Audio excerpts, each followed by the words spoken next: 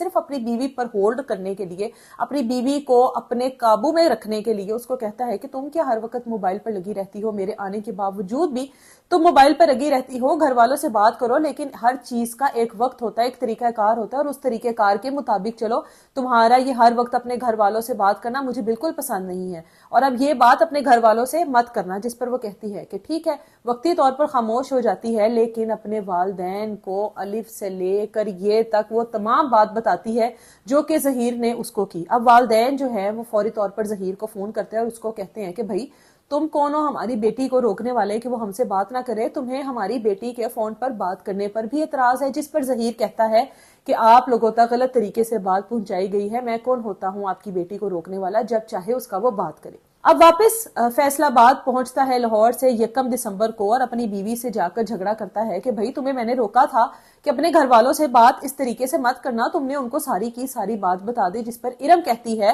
کہ میرے گھر والوں نے مجھے کہا کہ تم روٹین سے ہٹ کر ذرا کم بات کر رہی ہو، تو میرے پاس تو اور کوئی بہانہ نہیں تھا، آپ نے مجھے جس طریقے سے روکا اس طریقے سے میں نے اپنے گھر والوں کو بتا دیا کہ مجھے ظہیر نے آپ لوگوں سے بات کرنے سے روکا ہے۔ جس پر ان دونوں کی بحث وغیرہ ہوئی، اور بحث وغیرہ جو ہے وہ اس وقت وقتی طور پر ہوئی اور اس کے بعد ختم بھی ہو گئی۔